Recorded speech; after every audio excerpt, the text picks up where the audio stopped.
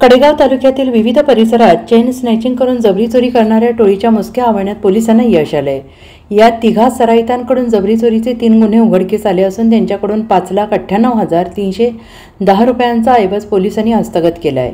स्थानिक गुन्हे अन्वेषणच्या पथकाने कडेपूर रोडवर सदरची कारवाई केली आहे। सुधाकर अशोक मोहिते वयवर्ष 39 राहणार कोतीस तालुका कडेगाव, कादर शरीफ काझी वयवर्ष 28 राहणार अंबक आणि प्रकाश श्रीरंग जाधव वयवर्ष 36 राहणार माधळमुठी तालुका खानापूर अशी अटक केलेल्यांची नावे आहेत। याबाबत अधिक माहिती अशी की तळेगाव तालुक्यातील हिंगणगाव खुर्द येथे राहणाऱ्या पार्वती कदम या वृद्ध महिलेच्या गळ्यातील दागिने अज्ञात चोरट्यांनी हिसडा मारून लंपास केले आहे।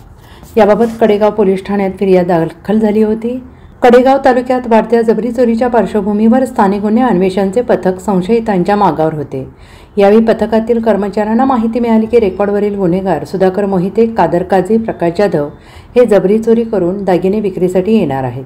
मिळालेल्या माहितीनुसार पथकातील कर्मचाऱ्यांनी कडेगाव ते कडेपूर मार्गावरील राजवीर मंगल कार्यालयाजवळ सापळा लावला। यावेळी तिघेजण 2 मोटरसायकलवरून आले।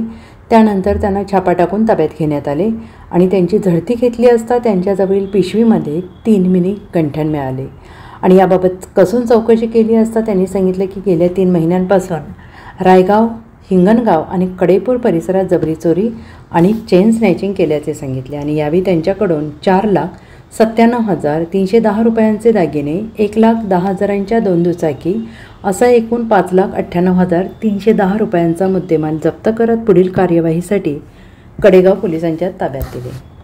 Bureau report SBN Marathi.